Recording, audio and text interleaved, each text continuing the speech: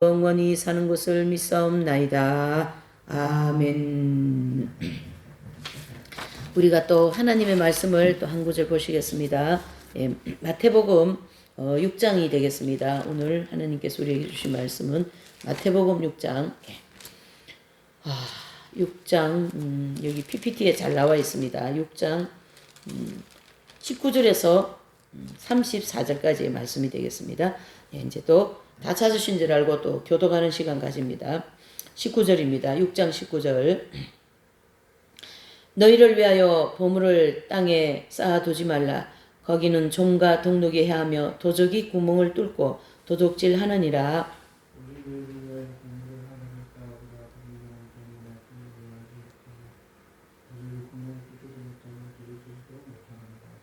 내 보물 있는 그곳에는 내 마음도 있느니라.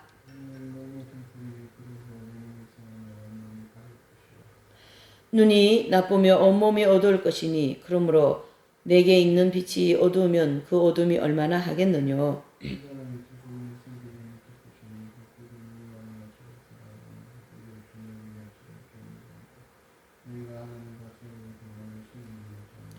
그러므로 내가 너에게 이르노니 목숨을 위하여 무엇을 먹을까 무엇을 마실까 몸을 위하여 무엇을 입을까 염려하지 말라. 목숨이 음식보다 중하지 아니하며 몸이 의복보다 중하지 아니하냐.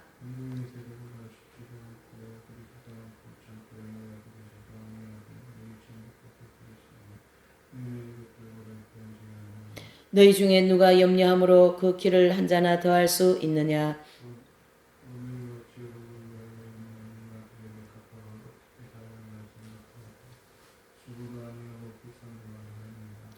그러나 내가 너희에게 말하노니 솔로몬의 모든 영광으로도 입은 것이 이 꽃 하나만 갖지 못하였느니라.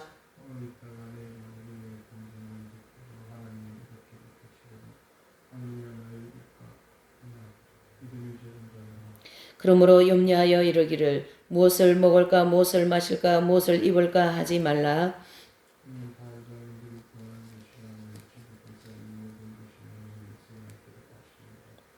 너희는 먼저 그의 나라와 그의 의를 구하라. 그리하면 이 모든 것을 너희에게 더하시리라.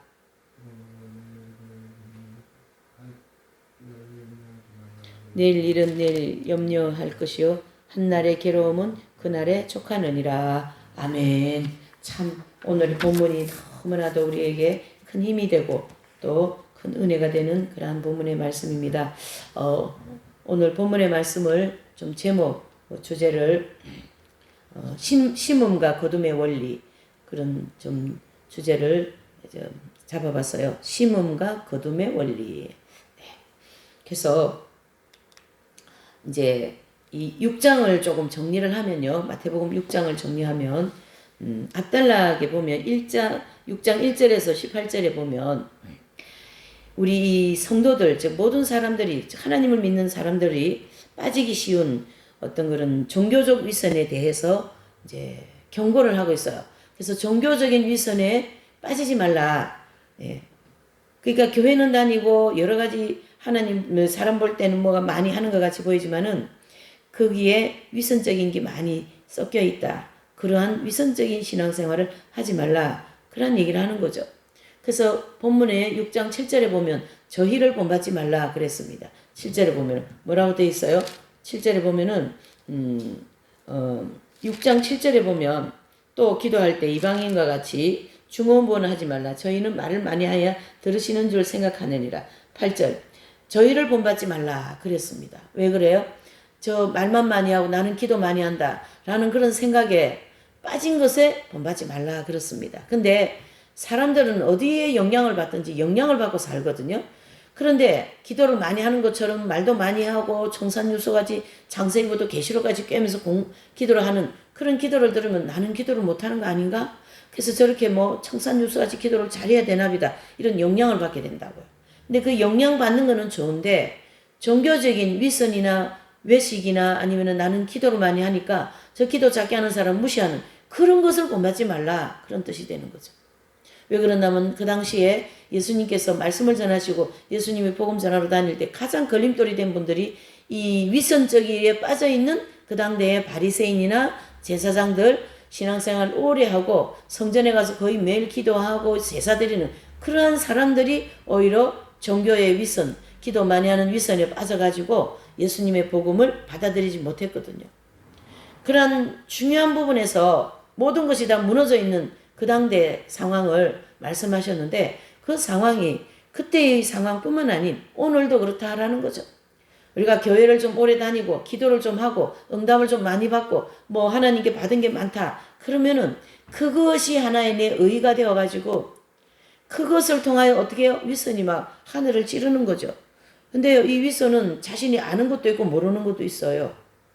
그래서 자신을 깊이 성찰을 해야만이 그 윗선인지 아닌지를 깨닫고 그거를 발견할 수 있다. 이런 뜻이죠. 그래서 이 본문은 참 신앙을 결여한 자들, 즉 세속적이고 물질적인 것에 대한 그런 어떤 신앙의 기준을 가지고 있는 사람들을 경고하는 거죠. 그래서 하나님은 재물을 많이 주시는 분이에요.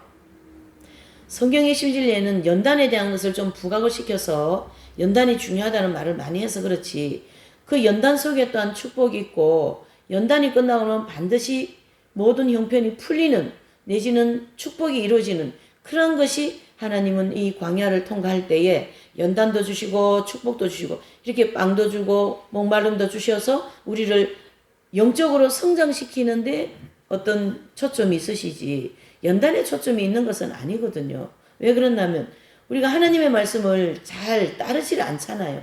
불순종을 너무 많이 하니까 그 불순종을 돌이키게 하는 것은 연단밖에 없다 이런 뜻이죠.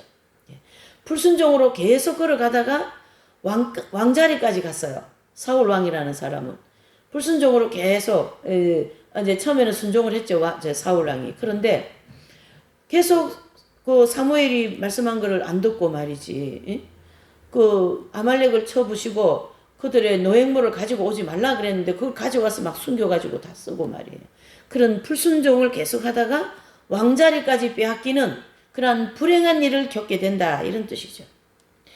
그와 같이 이 예수님 당시에도 마찬가지고 지금 저와 여러분들이 살아가고 있는 이 모든 교회 현실도 교회 생활 좀 오래 한 사람 치고 교만하지 않은 사람이 없습니다.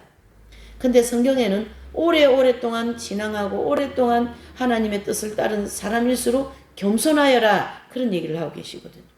그래서 오늘 이 1절에 8절 이제 그 18절의 내용은 이러한 그 위선적인 사람들, 거짓적으로 신앙생활 하는 사람들, 종교적인 의식에 빠져 있는 사람들에게 그 외식에서 벗어나라 그런 뜻이고요. 하나님 우리가 잘 믿으면 반드시 물질의 축복을 주게 되어 있습니다. 근데 당대에도 그 제사장이나 바리새인들이 굉장히 부자로 살았어요. 그러니까 그 물질을 이분들은 하나님이 주신 물질이기 때문에 우리가 누려도 된다. 이런 아주 기복주의적인 사상을 가지고 있었다. 이래 봅니다. 그래서 오늘 이 6장에서는 1절에서 18절까지는 이제 그런 물질관에 대하여서도 또 어떤 신앙관에 대해서도 종교적인 의식에 빠지지 말라는 교훈을 주시면서 이제 오늘 본문 19절, 34절까지는 그 내용을 구체적으로 이렇게 기록을 해놓고 있는 거죠. 예. 그래서 이제 19절부터 한번 살펴보는 거죠. 이 재물은 하나님께서 주셨습니다. 우리 성도들에게 하나님께서 재물을 주셨다라는 거죠. 그게 뭐 요즘에 유튜브나 이런 설교들이 많이 나오는데 보면 재물에 관한 설교들을 많이 하시더라고요. 예. 그래서 구약을 인용하여서 계속 그 야곱의 그런 이제 재물이 불어나는 얼룩 양 또 얼룩이 없는 양 이걸 번갈아 가면서 삼촌 재산, 야곱의 재산 이런 거 하면서 그런 걸 인용하면서 구약을 많이 인용하면서 이제 그 재산에 대해서 말씀을 물질에 대한 재물에 대한 얘기를 많이 하는데요. 오늘 우리가 이 본문을 통하여서 이 재물에 대한 정확한 답을 가지고 재물을 대하면 하나님께서 재물 걷어갈 일도 없어요. 왜? 재물을 위탁을 했는데 잘 사용하고 잘 재물을 활용하니까 하나님이 걷어갈 일이 없어요. 예, 그래서 무슨 말이냐면 재물은 그 자체가 목적이라기보다도 적절한 사용법을 통하여 하나님의 뜻을 수행하고 이웃의 유익을 도모하는 어떤 하나의 수단에 불과하다. 하나님께서 주신 것은 우리가 모든 재능도 그렇고 건강도 그렇고 시간도 그렇고 모든 것은 하나님 나라를 위하여 사용하라고 우리에게 주셨다. 이렇게 생각을 해야 된다는 얘기죠. 그래서 하나님께서 주신 모든 것은 내가 아닌 이웃을 위하여 사용해 하고 이웃을 위하여 사용하라라고 이 물질을 나한테 청지기적으로 줬다라는 거죠. 그래서 재물은 하나님께서 성도들에게 맡기신 청지기적 자세를 지녀야 된다 이런 뜻입니다. 우리가 교회 시대 이긴 자들을 자세히 보시면 이분들이 물질을 축복을 안 받은 게 아니에요. 정말로 예수님이 물질을 많이 주십니다. 그런데요, 자신을 위하여서는 단 10원도 잘 쓰지 않고 모두가 다 교회를 위하여 또 영혼 구원 문제를 위하여서 다 거기에 썼다라고 나와 있습니다.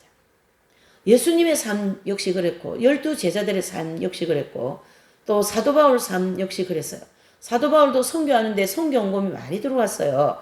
그 루디아 다비다라는 여인을 통하여서 예수님도 그 선교 헌금이 많이 들어왔어요. 그 나사로라는 사람 부잣집 아들이거든요. 거기를 통하여서. 근데 그 선교 헌금을 다 어디다 씁니까? 선교하는 데 사용했다는 얘기죠. 그러니까 물질을 맡긴 청지기적 삶을 잘 살았다라는 걸 우리가 정리를 해야 된다라는 거죠. 그러므로 우리 성도들은 이 재물은 하나님께서 맡기신 관리의 대상으로 여기는 어떤 청지기적 자세를 지님으로써 오늘날 우리 모든 이 주변에 또는 우리의 모든 자신에 만연되어 있는 이 배금주에서부터 벗어나 그 영원한 하나님 나라에 참된 보물을 쌓아둘 그러한 기회를 우리에게 주실 것이다 라는 거죠. 여러분 물질 축복을 받고 싶습니까? 그럼 거기다가 주님께서 물질을 어떻게 사용하면 좋은가 하는 걸 오늘 이 본문이나 오늘 이 설교를 통하여 잘 들으시고 정리하셔서 주님께 기도하세요. 아버지, 저에게 물질 축복을 주신다면 나 주님을 위해서 이 모든 물질을 재물을 사용하겠습니다.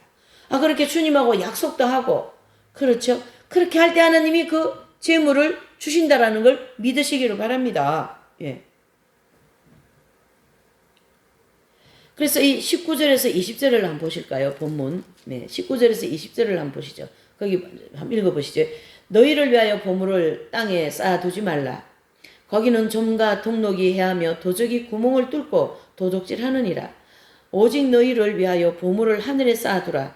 거기는 좀이나 동록이 해하지 못하며 도적이 구멍을 뚫지 못하고 도둑질도 못하느니라. 아멘. 자, 이런 말씀은 무슨 말이냐면 지금 여기 19절에 보니까요. 보물을 어디에요? 땅에 쑥 쌓아두지 말고 하늘에 쌓아두라 그랬습니다. 그럼 왜 땅에 쌓아두지 말라는 그 19절에 보니까 좀과 동록이 한다라는 거예요. 이 좀과 동록은 예수님이 이 당시에 이 말씀을 하실 때에 그 당대의 유대인들의 그 집이 다 흙으로 지어진 집이거든요.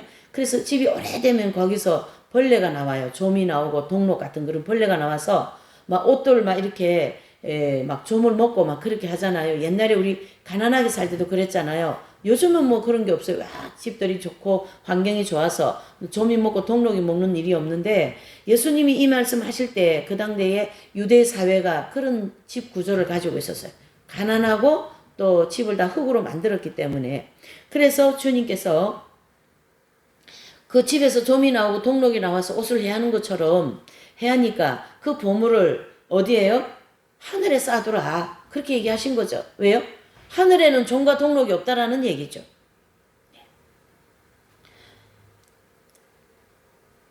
그래서 예수님께서 말씀하신 하늘에 쌓아두는 이 보물은 재물을 선용으로 잘 사용해서 성도들이 누리게 될 하나님 나라의 상급으로 내가 축복을 주시겠다. 그런 뜻이 아니겠습니까?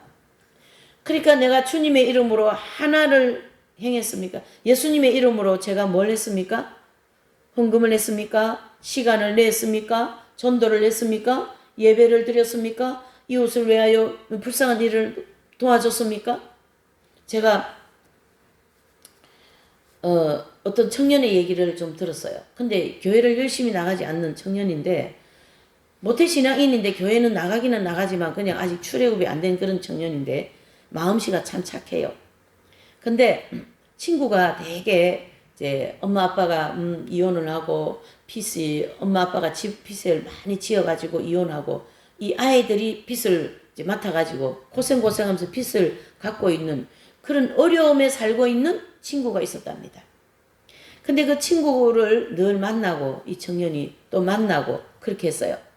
근데 너무 그 부모들로 인하여서 물려준 빚 때문에 어려움을 겪고 있는 그 청년을 보면서 그 친구인 청년이, 이 청년은 뭐 그렇게 물질적으로 어려움은 없으니까요.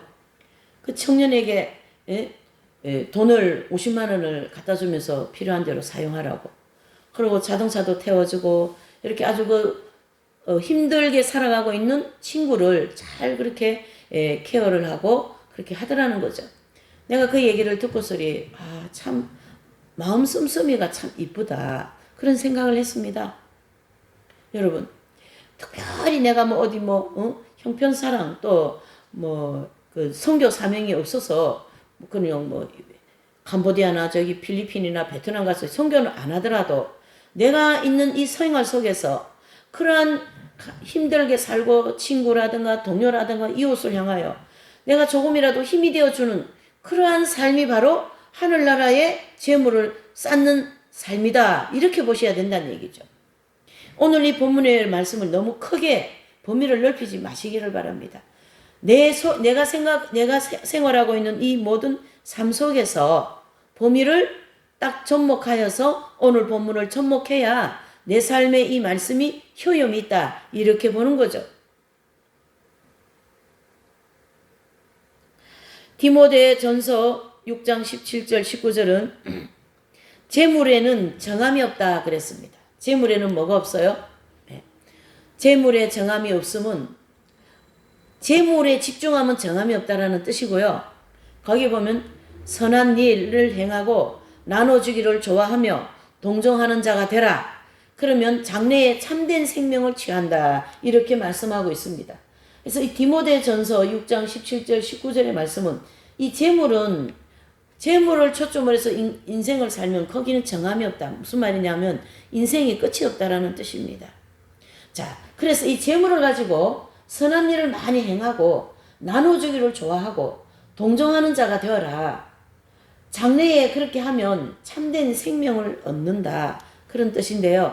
장래에 참된 생명도 얻을 뿐만 아니라 이 땅에서 내가 살아갈 때에 필요한 모든 걸 넘치게 해주시는 하나님이신 줄 믿으시기를 바랍니다.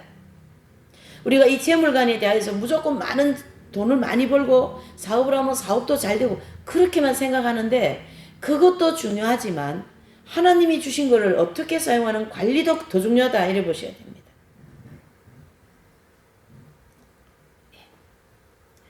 디모데전서 6장 10절에는 돈을 사랑함이 일만하게 뿌리라. 이것을 사랑하면 믿음에서 떠나게 된다 그랬습니다. 여러분, 우리가 이 교회 보면은 돈이 많은 사람도 있고 적은 사람도 있지만은 돈이 많은 사람일수록 믿음이 적다라는 걸 알으셔야 돼. 왜요? 돈에 의지하는 마음이 더 많으니까. 그래서 돈을 일만하게 뿌리다 이렇게 바울 사도는 말씀합니다. 사도 바울이나 12제자라든가 이런 참 재물을 성경 중심으로 사용한 그런 사람들 외에는 이 교회 나가는 분들 보면 돈이 많으니까 믿음이 없더라고요. 왜요? 돈에 의지하는 마음이 많으니까. 돈은 사람들한테 큰 위력을 줍니다. 지금 이 시대는 더욱더. 그런데 그러한 위력에 사로잡혀가지고 있다가 보면 믿음을 떠난다. 믿음이 없어진다. 이런 뜻이 되는 거죠. 여러분. 깊이 생각해야 됩니다. 여러분.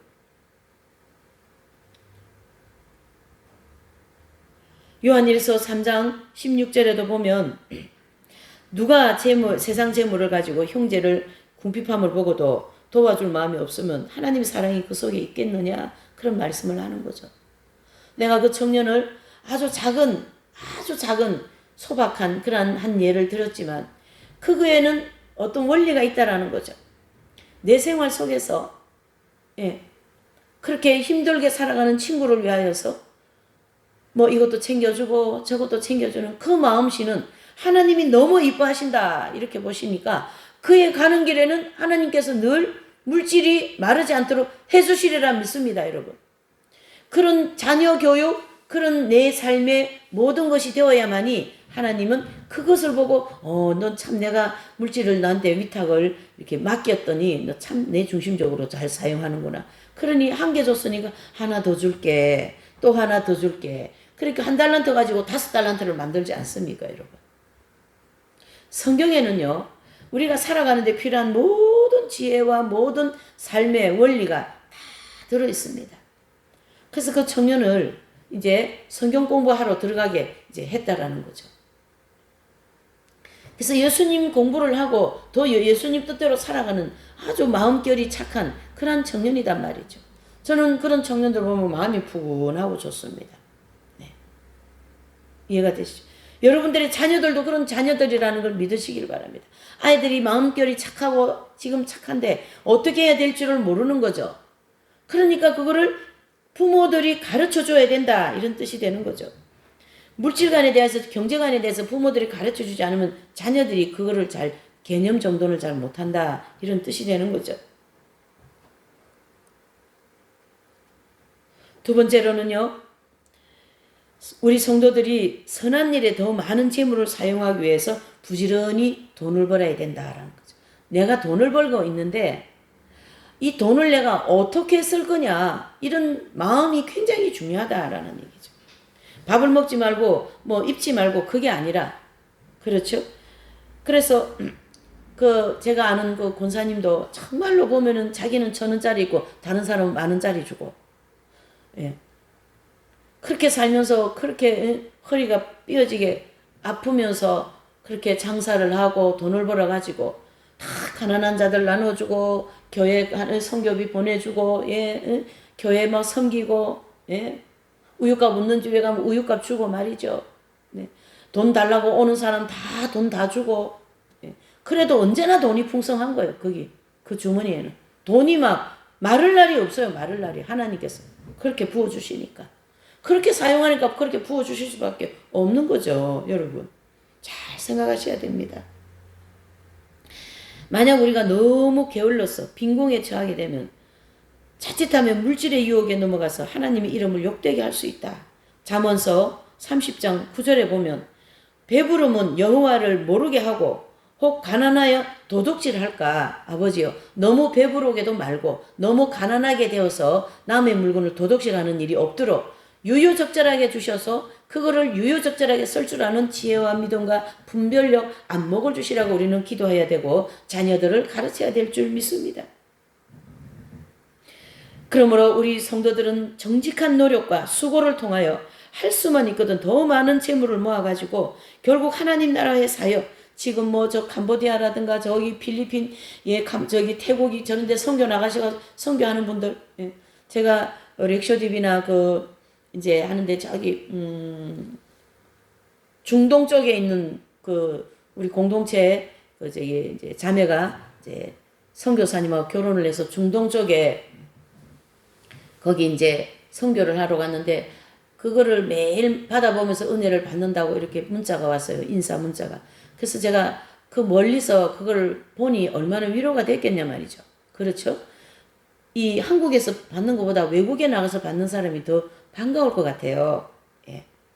그래서 문자로 왔어요. 근데 아들 하나를 이제 이렇게 있고 거기에 그 중동의 그 나라 그 아이들하고 막 같이 노는 그런 사진하고 선교 현장을 좀 찍어서 보냈습니다. 보는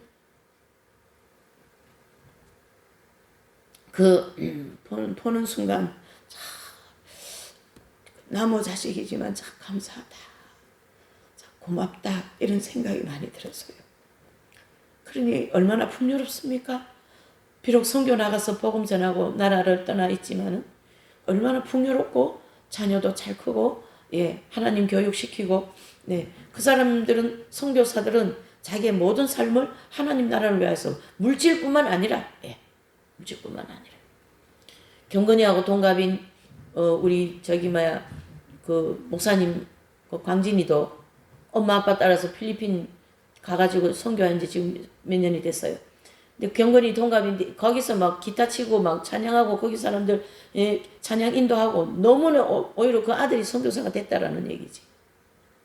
그렇게 커주는 거는 보면 나무 자식이라도 너무 고맙고, 예. 감사하더라 이런 뜻이죠. 우리가 재물도 그렇고 자식도 그렇고 모든 것을 하나님을 위하여서 우리가 사용한다면 하나님은 거기에 100배의 결실을 100배의 그 모든 것을 물질이 뭐 문제겠어요, 여러분. 물질은 그냥 주시는 거요. 하나님께서 걱정할 것도 없다고 분명히 여기 말씀하시죠. 오늘 본문에서. 그거 하나님이 거저 주신다. 너는 그 나라와 그 의만 구하여라. 이렇게 말씀하고 계시지 않으십니까? 하나님 말씀은 거짓말이 없습니다. 하나님의 말씀은 반드시 이루어지게 되어 있습니다. 그래서 이 선한 일을 일에 재물을 사용하기 위하여 부지런히 땀을 흘려 일하는 자가 되어야 된다. 자, 오늘 이 주제의 제목이 심음과 거둠의 그러한 주제인데 고린도후서 9장 6절 7절에 보면 적게 심으면 적게 거두고 많이 심으면 많이 거둔다. 마음에 정한 대로 할 것이요. 그런 말씀이 나옵니다. 하나님은 우리가 행한 대로 주시고 어떻게 해요? 죄도 행한 대로 벌하시고 선도 행한 대로 상을 주시는 이 하나님의 정확한 이 진리 앞에서 우리가 어떻게 살아야 되는가를 마음을 많이 정돈하셔야 될 줄 믿습니다. 교회를 오래 다니고 많은 것을 하였다고 해서 내가 많이 하지 못한 사람을 무시하고 그거는 그렇게 하는 거는 아니다. 그래서 갈라디아서 6장 7절에 보면 스스로 속이지 말라 그랬습니다. 스스로. 누가복음 19장 22절에도 뿌린 대로 거두리라. 뿌린 대로 거두리라. 무엇이든지 심으면 그대로 거두리라. 심으면 거둔다라는 거죠. 창세기 8장 22절에도 심으면 거두는 원리가 창세기 8장에 쭉 나와 있습니다. 콩 난데 콩이 나오고 팥 난데 팥이 날 것이고 콩을 심으면 콩이 날 것이고 벼를 심으면 쌀이 나올 것이고 무엇을 심었는가가 가장 중요하다 이런 뜻이 되는 거죠. 하나님께서 우리에게 주신 이 모든 재물을 하나님 나라를 위해서 심었더니만 더 많은 재물을 주셔서 더 많이 심게 해주신다라는 거죠. 그래서 늘 권사님도 그러십니다. 권사님 고생도 많으신데 그럼 할 수 있게 해주시니 감사하죠. 드릴 수 있게 주시니 감사하죠. 드릴 수 있게 해주시니 감사하다라는 얘기죠. 친구가 어려움이 있을 때 그 친구를 도와주니 그 감사한 일이죠. 그렇게 오지에 가가지고 그 남의 중동 나라가 얼마나 덥습니까? 그래도 거기 가가지고 선교하고 말이죠. 네. 여러분 어떻게 인생을 살아야 되는가? 하나님께서 나에게 주신 이 모든 인생에 한 번밖에 없는 인생을 어떻게 살아야 되는가를 우리에게 오늘 이 본문을 통하여 너무나 많은 메시지를 주고 있습니다.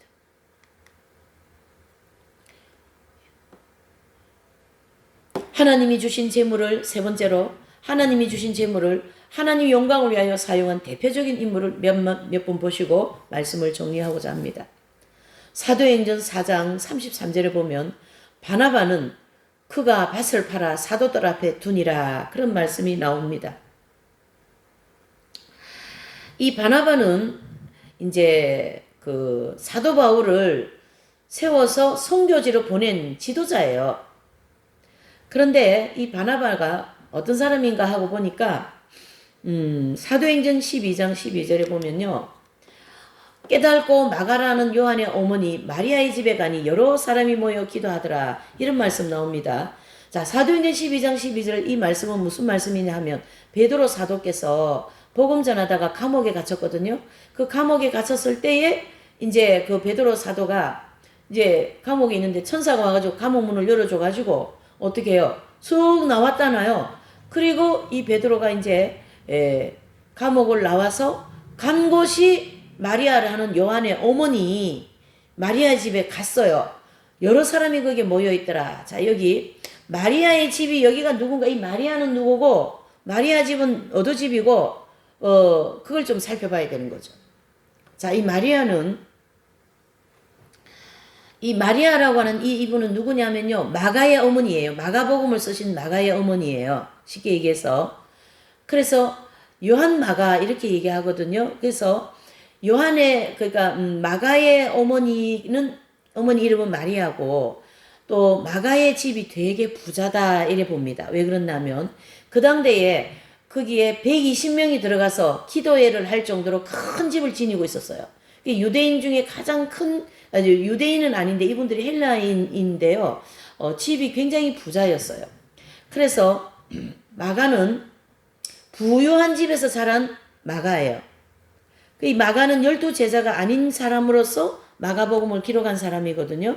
그래서 이제 이 마가의 집에서 무슨 일이 생기냐 하면 마가 어머니 마리아 집에서는 이 마리아라는 이 어머니가 굉장히 믿음이 좋아서 그 당대에 예수님의 다락방 만찬 있잖아요. 그렇죠? 예수님 만찬식. 그 만찬식도 마리아 이 집에서 행하였고 다락방에서 또 오순절 기도 모임 있잖아요. 그렇죠? 그것도 120문대가 모여서 기도회 한 그 방도 이 마리아의 집이에요. 그리고 초기에 기독교의 모든 제자들은 모이는 이 본 거주지가 되었다는 얘기죠. 어디에 가요? 마리아의 집이. 그리고 거기에서 이 마가라는 청년은 베드로나 바울이나 이분보다 약 한 10살 정도 어렸어요. 거기서 늘 어릴 때부터 엄마가 마가 자기 집을 제자들한테 내어주고 거기서 막 120명이 모여서 기도해야 하고 또 예수님이 오셔서 만찬석이 있잖아요. 그런 일을 하는 것을 이 마가는 다 보고 자랐던 거예요. 그러니 이 마가가 마가복음을 기록했으니 얼마나 큰 축복입니까, 여러분? 이 마리아는 믿음이 좋은 분이라서 그렇게 제자들을 섬기고 가지고 있는 재물을 가지고 성교비를 내고 말이죠. 그분들 오셔가 기도해야 하게 만들고 예수님 오셔서 거기서 만찬하는 그런 집으로 그 집을 사용했다. 이렇게 보셔야 된다는 얘기죠. 그 집이 바로 마가복음을 쓴 마가의 집이고 그 마가의 어머니가 바로 이 집 주인인 마리아다. 이렇게 정리를 하셔야 됩니다. 그리고 이제 바나바는 마가, 즉 그러니까 마가복음을 쓴 마가와 사촌관계입니다. 그래서 이 바나바는 이제 사도행전 4장 33절을 보니까 재산이 이 사람도 많이 있었어요. 그래서 이 사람의 재산을 밭을 팔아서 사도들 앞에 발 앞에 뒀다. 이것은 제자들이 이제 마가의 다락방에서 성령의 불을 받고 이제 강력한 능력을 가지고 막 복음 전하고 베드로가 복음 전할 때 3,000명, 5,000명이 막 사람들이 회개하고 막 그랬잖아요.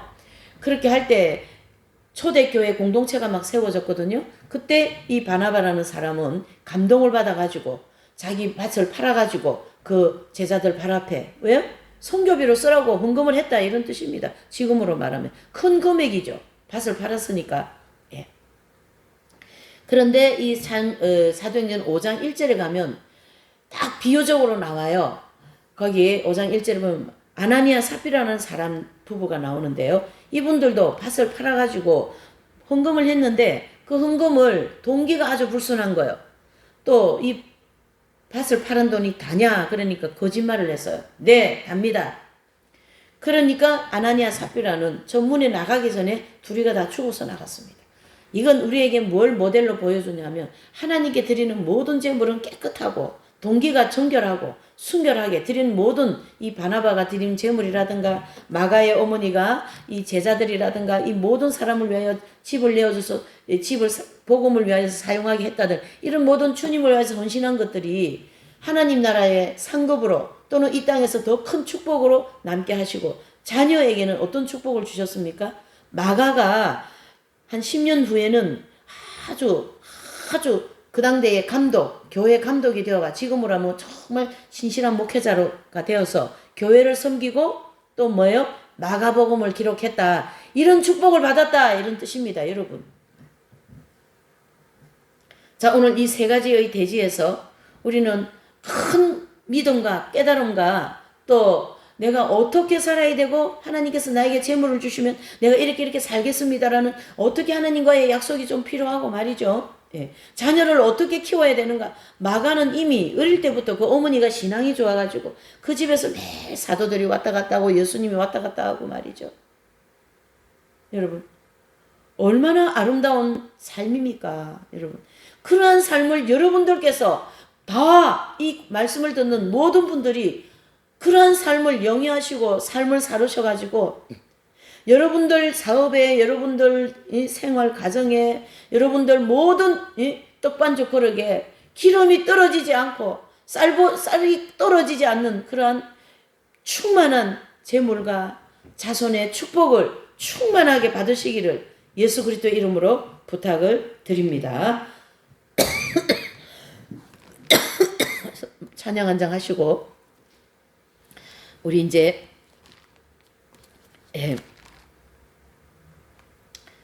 513장입니다. 우리 513장 찬양하시고 오늘 말씀을 생각하면서 이 마가의 어머니 마리아처럼 또 마가처럼 또 베드로 사도같이 또 그 친구같이 그렇게 섬기고 하는 그러한 분들을 생각하면서 저 선교 나가서 선교하는 분들을 생각하면서 주여 저에게도 그런 시간을 주십시오. 저에게도 그런 재물과 그런 마음과 믿음을 주십시오. 저도 주님을 위해서 그렇게 살아보겠습니다. 이렇게 한번 우리가 좀 기도를 하는 시간을 가지겠어요. 아멘. 너희 마음의 슬픔이 가득 차도 너희 마음의 슬픔이 가득 차도 주가 즐겁게 하시리라. 아침 해같이 빛나는 마음으로 두 십자가 지고 가라. 즐거운 마음으로 십자가 지고 가라.